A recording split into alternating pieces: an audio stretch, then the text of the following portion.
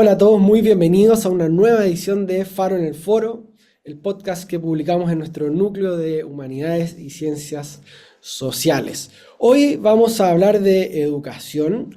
Nuevamente, si recuerdan, hace un par de episodios hablamos de la reforma educacional de Michelle Bachelet, pero hoy vamos a hablar de un problema que quizás es mucho más acuciante, que es la educación presencial, la vuelta a la sala de clases y el rol que juega en nuestra sociedad más ampliamente considerada. Y para hacerlo tenemos a dos grandes expertos. Nos acompañan María Teresa Romero, directora ejecutiva de Escuelas Abiertas, y Daniel Rodríguez, también director ejecutivo de Acción Educar.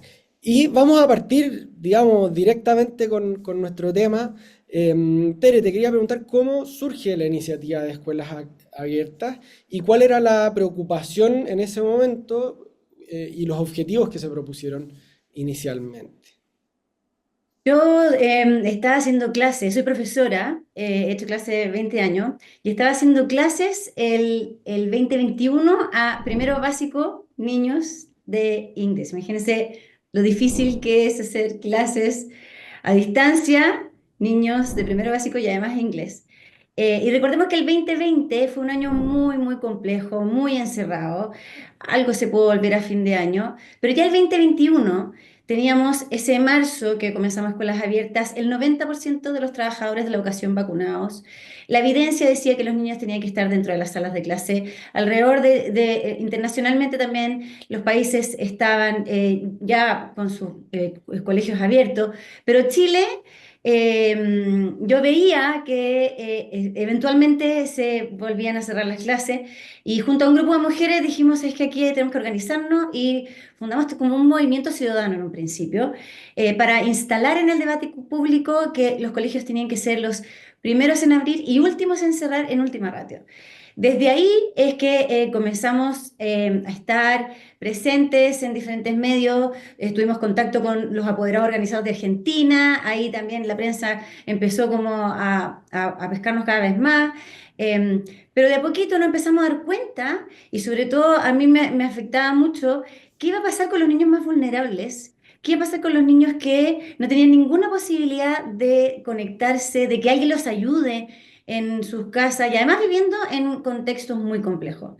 Entonces ese fue mi foco, porque si bien ese 2021, si bien también tuvimos mucho encierro, muchos colegios empezaron a volver, pero los que más se demoraron en volver fue los colegios públicos, los municipales, de nuevo, los niños más vulnerables. Entonces, desde ahí empezamos a darnos cuenta que esta sistemática interrupción del proceso educativo continúa hasta el día de hoy. Yo le digo que es como una pandemia que todavía persiste y sabemos que hoy día, al de hoy, hay un paro convocado por el Colegio de Profesores, un paro nacional que ayer tuvo un 19,9% de adherencia, me imagino que hoy día también es algo parecido. Entonces, esta interrupción del proceso educativo la vivimos hasta el día de hoy. Entonces, lo que nos dimos cuenta es que no podíamos abandonar esta cruzada, entonces decidimos ir al territorio y ir al terreno. Entonces, empezamos a ir a Antofagasta, Atacama, este año Magallanes, entonces ir a los lugares donde vemos que hay muchísimas preocupaciones por parte de los apoderados. Entonces nos juntamos con ellos, nos cuentan su drama, su relato, su angustia. Este año, imagínate que Magallanes volvió a clases empezó clases en abril.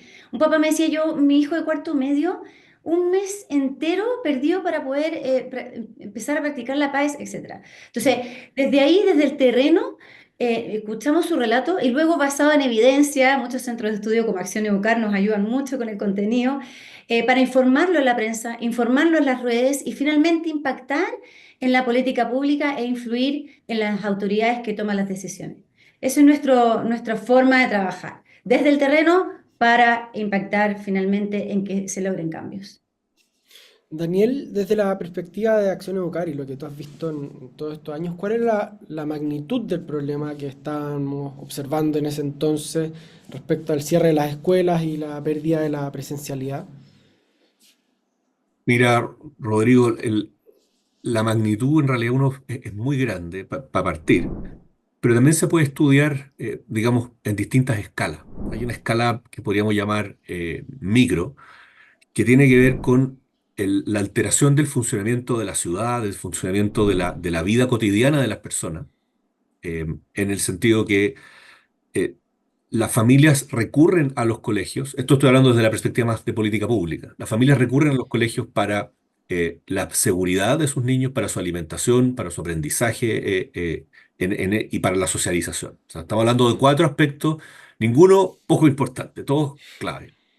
Y los padres delegan en el Estado, finalmente, este rol, esta función para sus hijos y también para poder trabajar. La escuela es también una pieza clave en el empleo femenino y masculino en nuestras sociedades. Entonces, eh, ya desde esa escala, la alteración de un servicio tan importante como la educación escolar y los jardines infantiles implica una disrupción enorme al funcionamiento, digamos, diario de la sociedad.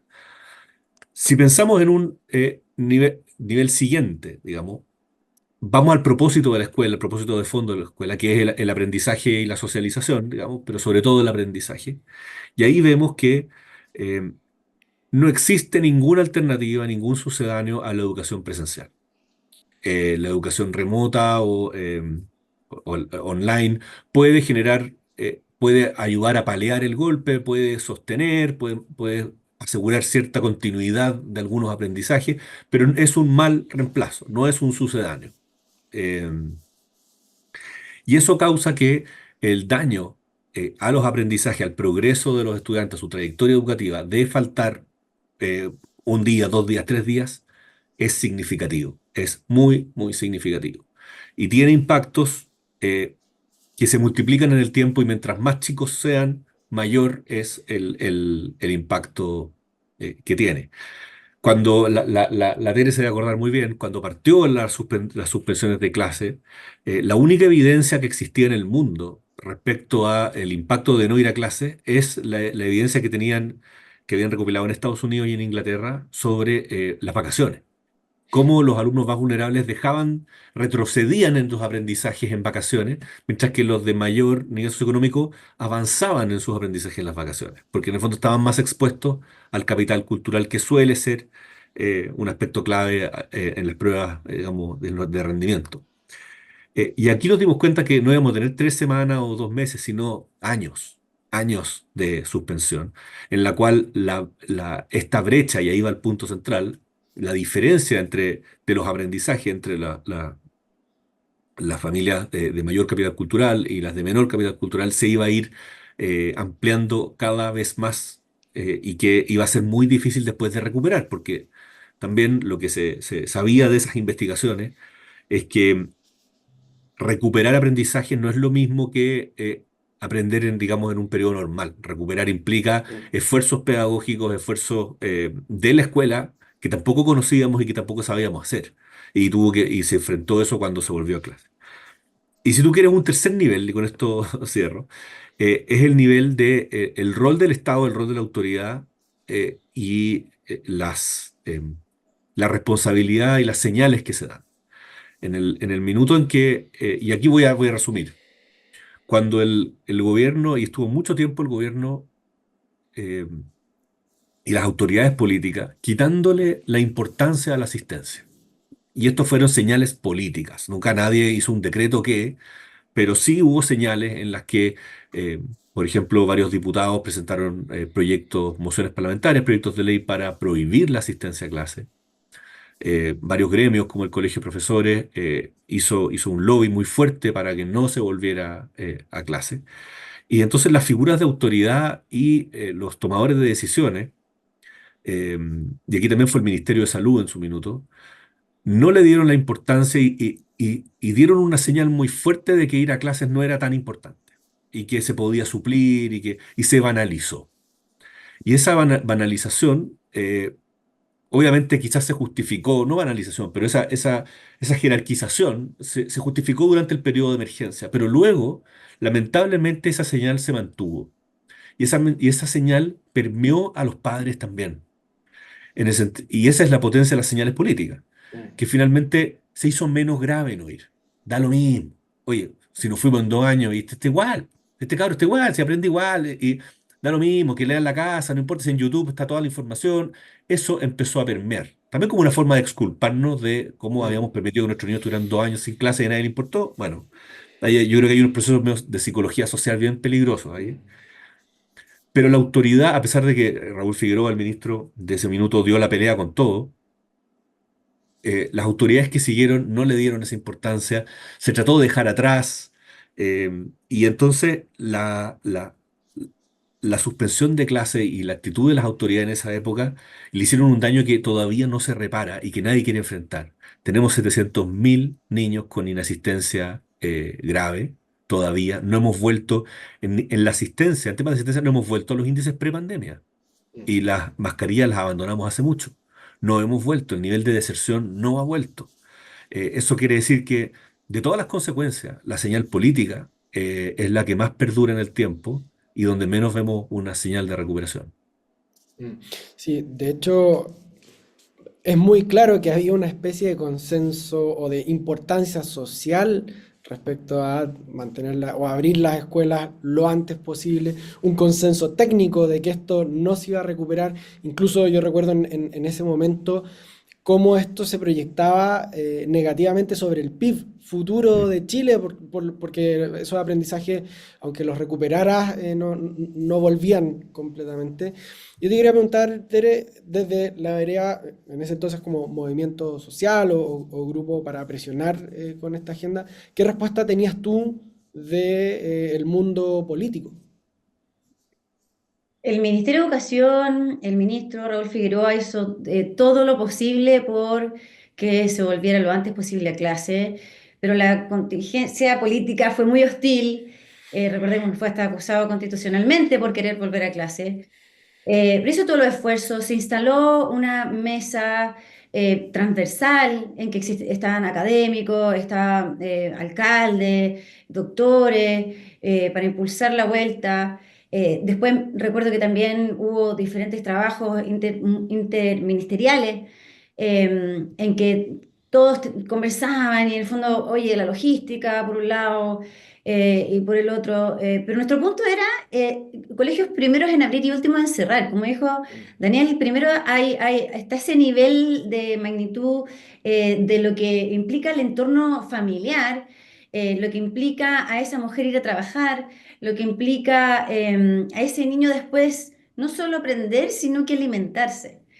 Eh, entonces, nosotros también desde instalando en el debate público, recuerdo que el presidente Gabriel Boric después en un debate incluso dijo colegios primero en abrir y últimos en cerrar. eh, y de a poquito se empezaron a dar cuenta que, claro, que después y con el tiempo que estuvieron equivocados. Pero la contingencia, la política fue muy hostil ese 2021. Mm. Daniel, obviamente durante la pandemia el cierre de escuelas y el cierre de todo se volvió un problema evidente, pero quería pasar a hoy. Tú algo mencionaste, que no hemos vuelto a niveles de presencialidad pre-pandemia, que tenemos alumnos que, digamos, entre comillas, desaparecieron del sistema. Y te quería preguntar cuáles son hoy los principales obstáculos que hacen difícil esa presencialidad plena, que sea efectiva, que sea continua. ¿Cuáles son esas barreras que tenemos? Mira, lo que yo pienso es que las consecuencias de la pandemia vienen a reforzar algunas tendencias que estaban de antes. La primera, y es la más macro y la más difícil de enfrentar, es la pérdida de interés o la pérdida de relevancia, la pérdida de pertinencia. Hay nombres, hay variados nombres de la educación escolar obligatoria hacia los jóvenes que están terminando el colegio. Hoy día, en muchos países la educación obligatoria no llega hasta los 18 años, llega hasta los Mm. 16 o 15 en los países desarrollados. En Chile somos muy orgullosos de nuestra educación completa media obligatoria. Pero la verdad es que hace mucho tiempo que tenemos niveles de deserción muy importantes porque existen atractivos, en el fondo, el mundo externo al colegio puede volverse mucho más atractivo para jóvenes fuera del sistema escolar. Y habían ciertas tendencias, más que tendencias, eran más bien o sea, tendencias en retroceso, que era el trabajo de jóvenes, por ejemplo, apoyar a los papás en la feria, apoyar a los papás en el negocio, digamos, de la familia, las labores de cuidado de hermanas, sobre todo hay un sesgo de género ahí bien importante.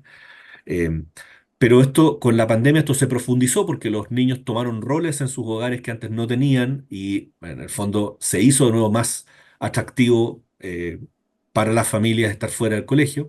Y luego también la prevalencia y el aumento del crimen organizado. No se puede esconder, digamos, que efectivamente en algunos casos y en algunos lugares muy aislados, digamos, o excluidos, digamos, del país, eh, el narco ofrece una alternativa eh, que es en el corto plazo más atractiva para los jóvenes y eso llama a la deserción. Y ese es un problema real. O sea, los niños soldados existen, los vemos cotidianamente en las noticias, digamos, en la crónica roja, en robos de auto. Esos menores de edad no están en el colegio. Digamos, es parte de ese fenómeno.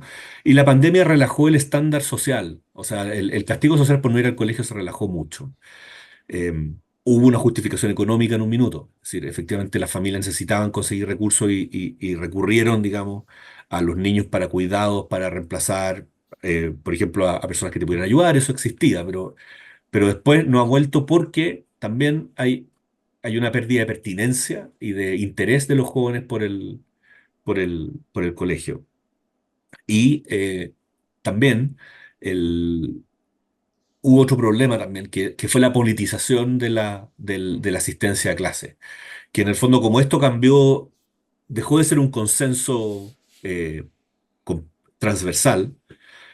Algunos actores del sistema lo usaron políticamente para decir, ahora entiendo que les duele, entonces los voy a apretar con esto. Y el colegio de profesores ha sido, creo yo, el que de forma más, digamos, poco consciente ha usado los paros para presionar al gobierno, para lograr su objetivo. Y ha sido realmente, y el problema, Rodrigo, y con esto cierro, es que ha sido tremendamente efectivo. Mm, Es muy difícil comunicarle a las bases del colegio de profesores que los paros son malos cuando es justamente un gato que caza ratones. mm, Entonces, eh, tenemos un gran desafío ahí de conducción política. mm. ¿Tú, Tere, qué obstáculos ves hoy día para abrir la escuela y para ir a buscar a esos alumnos? Que en el fondo hoy día las escuelas en general están abiertas, pero tenemos gente, niños, niñas que no están yendo. ¿Cuáles son esos obstáculos que ves? Y sobre todo, yo diría en la etapa inicial, preescolar, kinder, tenemos un desafío muy grande por volver a incorporar a los niños de la etapa inicial al colegio.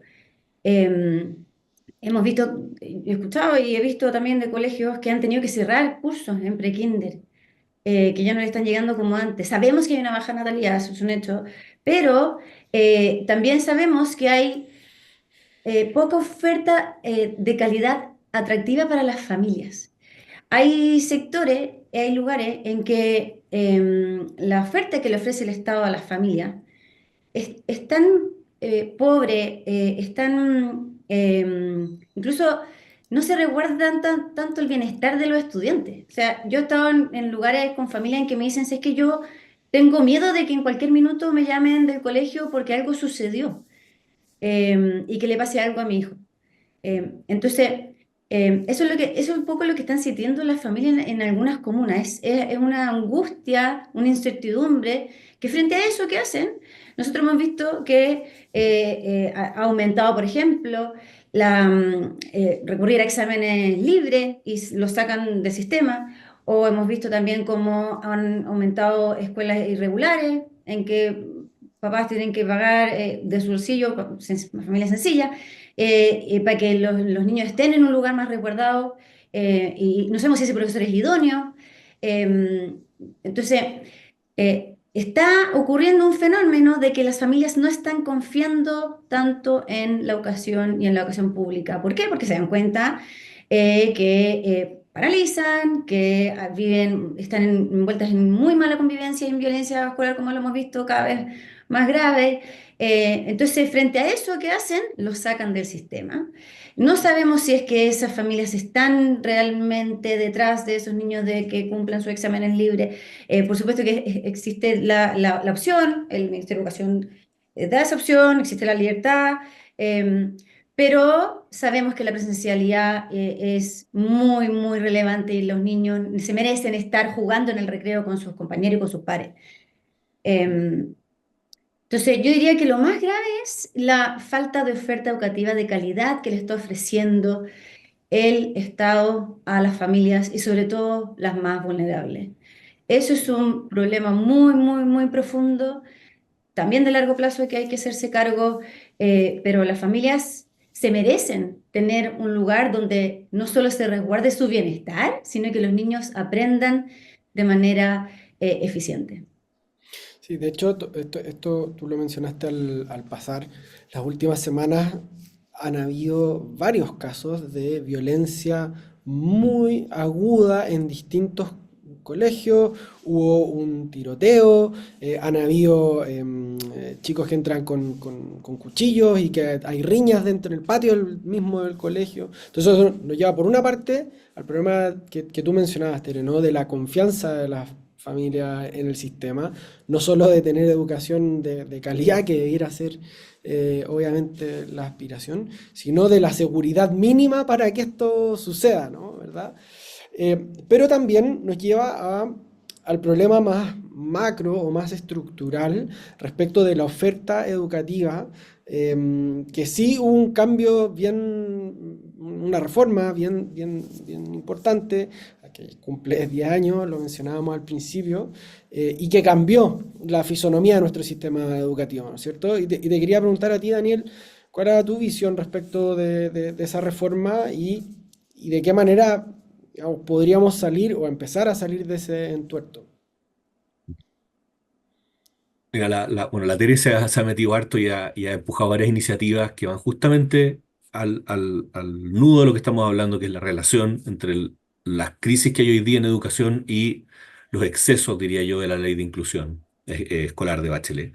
Pero creo que la Tere puede profundizar muy, muy bien, pero para poner mi punto de vista, eh, las leyes de Bachelet instalaron la desconfianza, o más bien usaron cierto rencor, o sea, un bolsón de desconfianza que había y se desató sobre el sistema. Y el efecto directo que tuvo sobre el sistema o sobre las escuelas fue separar a las escuelas, eh, quitarles la influencia, quitarles el poder, quitarles la agencia sobre, eh, sobre la educación, sobre el propio hecho de educar y sobre la parte administrativa. Obviamente tiene elementos que tú podrías decir, no, pero son cambios más bien de forma, el lucro, el copago. Bueno, pero no. El copago, por ejemplo,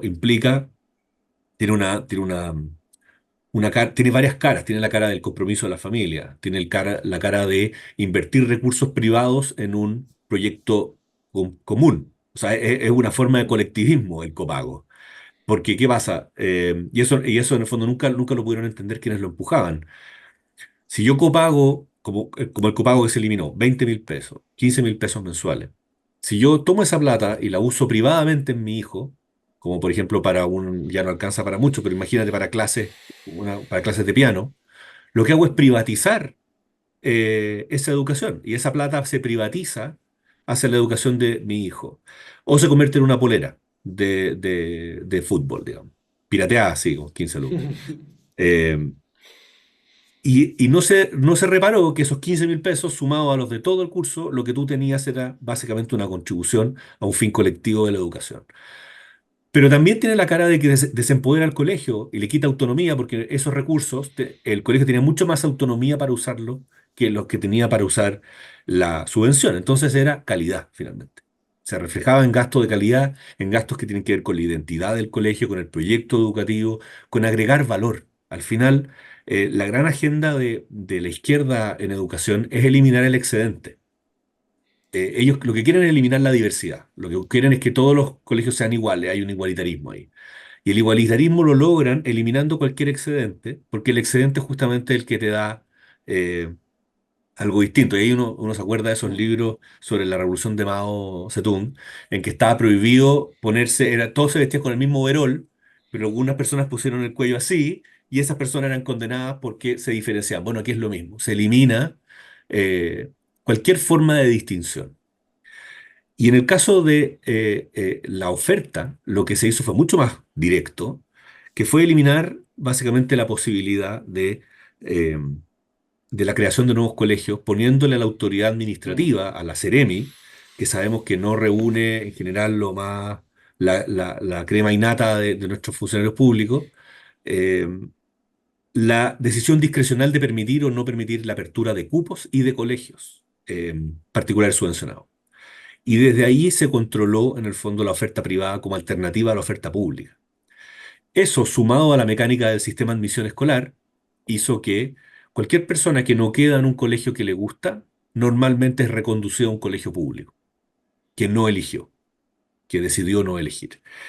Y eh, eso, después de 10 años de aplicación, genera las peleas y las luchas que está dando la TR y escuelas abiertas en el Congreso, que es decir, nos faltan cupos de calidad. La forma de armar cupos de calidad, es decir, los colegios que sean buenos puedan ampliar sus cupos, que se puedan crear nuevos colegios, que no haya una autoridad administrativa que pueda decidir arbitrariamente si se abre o no se abre un cupo eh, extra. Y en el caso del sistema de admisión, que los colegios tengan algo que decir respecto a las comunidades que reciben. Porque si no, obviamente hay una restricción a cómo pueden ejecutar su proyecto. No sé, Tere, si te interpreté Sí, bien. de hecho, para allá vamos. Pues, yo he visto que están haciendo cosas respecto del sistema de admisión. Hay una comisión al respecto. Entonces, ¿qué opinas de los resultados de esa comisión? ¿Qué expectativas tienen respecto de que avance esto para mejor o no? Hay esperanza, nunca se pierde.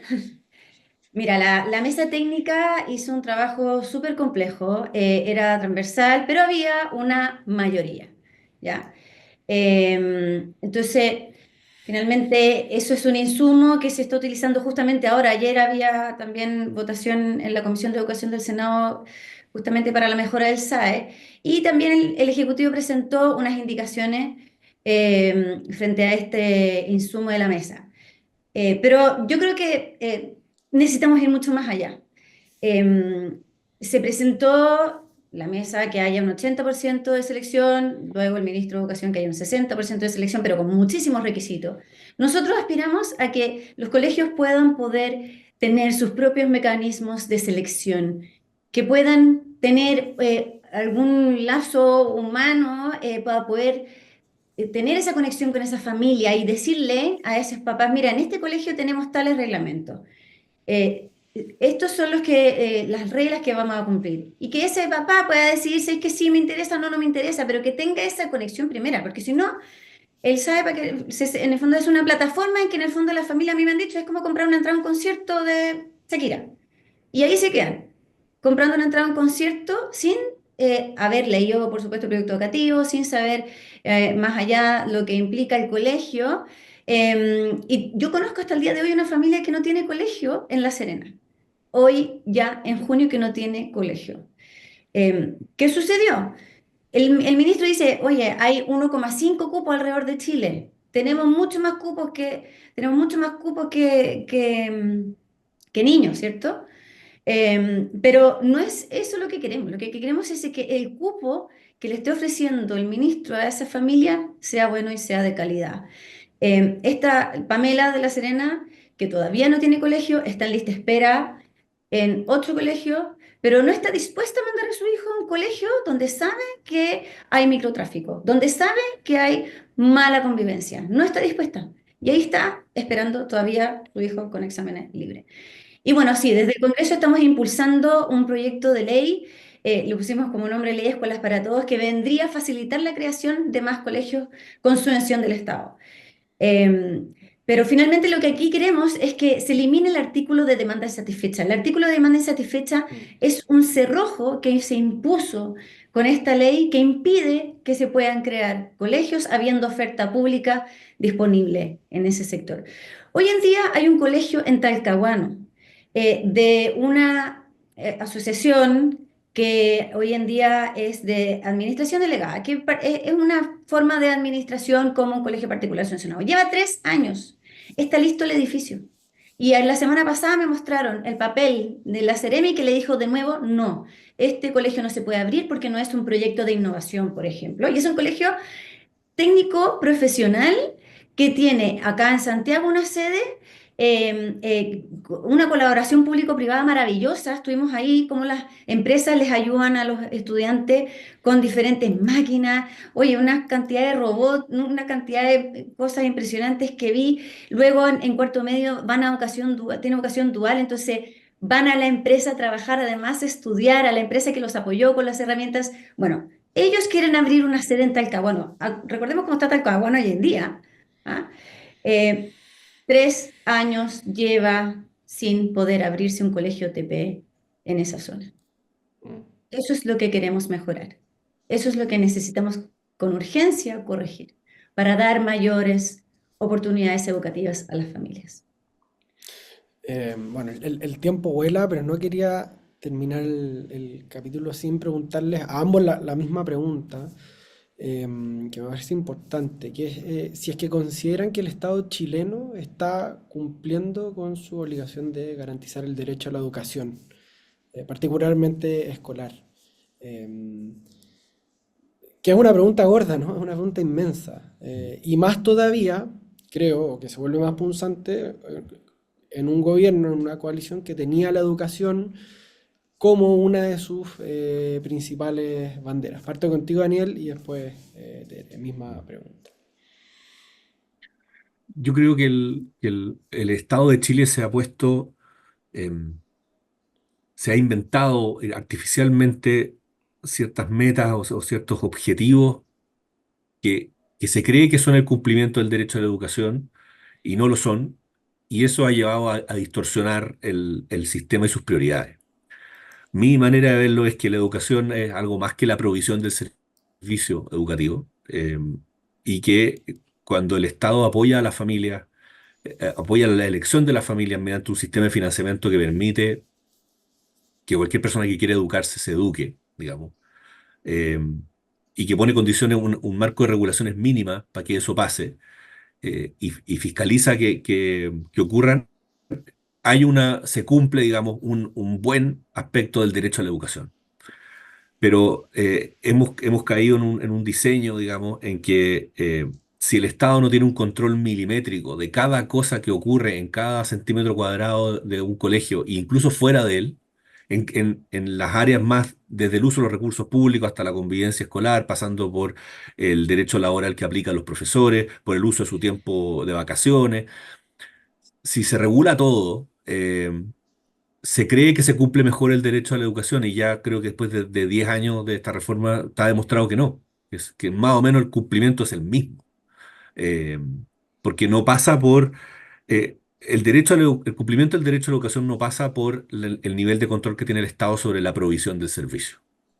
Y yo creo que ese error nos ha llevado a concentrarnos en más y más y más regulación, en más permisología, lo que contaba la Tere recién, y no en realidad en decir cómo la sociedad puede generar un mecanismo que permita que la educación ocurra, que tenga lugar, en lugar de tratar de crearla como artificialmente.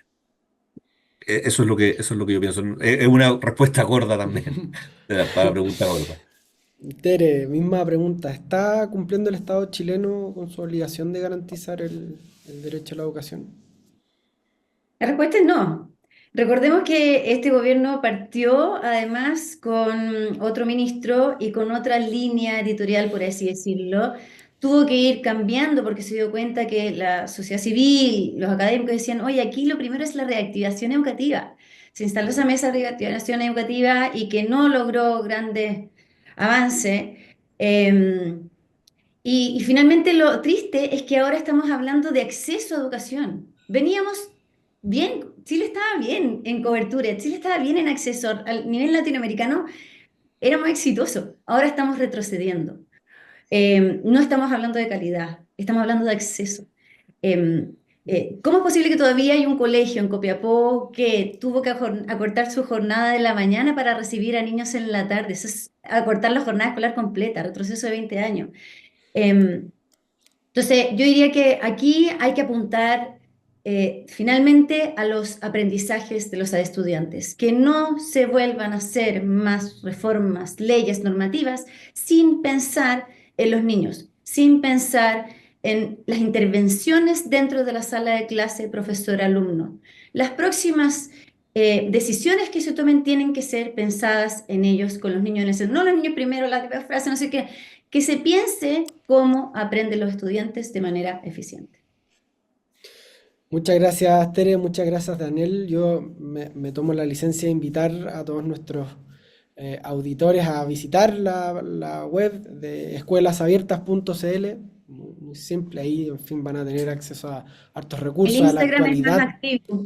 El Instagram es El más activo. Instagram está más activo, entonces ahí también pueden buscar Escuelas Abiertas en Instagram para ver todas las iniciativas que están ocurriendo en algo que la verdad es que parece tan sencillo y tan básico, pero que estamos fallando de manera tan gruesa como es que los niños y niñas de nuestro país puedan ir presencialmente y continuamente a los colegios.